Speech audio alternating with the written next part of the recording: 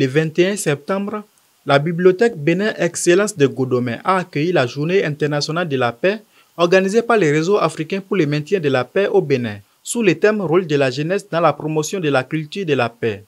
L'événement s'est poursuivi à Nati Tengou ce 28 septembre à la bibliothèque Caeb de Nati Tengou avec pour thème l'impact des blessures émotionnelles sur la personne du leader et sa culture de la paix. Cette séance de formation est faite parce que nous avions besoin d'une promotion de la paix, d'une culture de la paix. Mais cette culture de la paix passe obligatoirement par des sous-basements. On ne peut pas construire sur une terre fragile. Il faut poser les fondations sur le roc. Et ce roc, c'est la paix intérieure.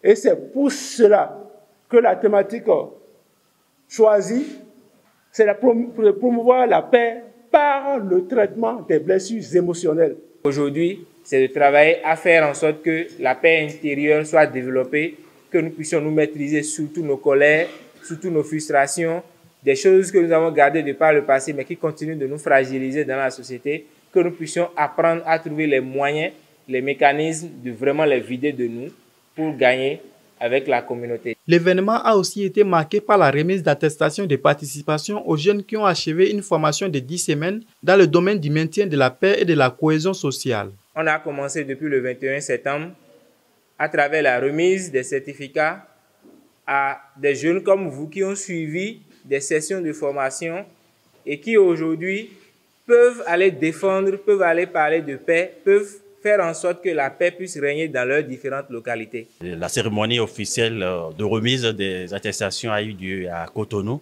Bon, nous, étant de l'Atakora, on a dit que le Bénin ne se situe pas seulement à Cotonou. Et il faudrait aussi qu'il crée une autre opportunité pour que nous qui sommes dans l'Atakora aussi, on puisse en bénéficier et afin que aussi les autres jeunes de l'Atakora puissent savoir qu'il y a un tel réseau qui œuvre pour le maintien de la paix. Le responsable de la bibliothèque Caeb a exprimé sa gratitude, saluant cette initiative louable. Et je me réjouis déjà de ce que certains ont été formés pour être ambassadeurs de cette paix,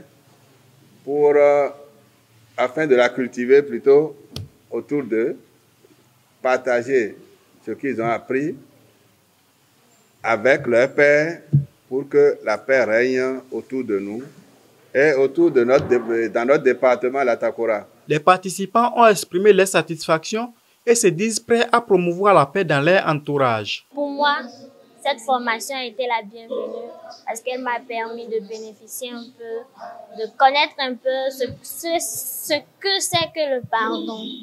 J'ai aussi compris que grâce à cette formation, nous, en tant que jeunes, nous devons œuvrer pour cultiver chaque jour que Dieu fait, pour être des modèles, des leaders autour de notre communauté, autour des personnes qui se sentent marginalisées, pour que tout le monde puisse pardonner son prochain, se pardonner soi-même. C'est déjà un début pour la culture de la paix également. Des remerciements chaleureux ont été également adressés aux responsables de l'ONG Ramp Bénin pour leurs efforts continus dans la promotion de la culture de la paix. Je tiens à remercier les organisations RAMP, tous ceux qui sont venus pour nous faire participer à cette formation.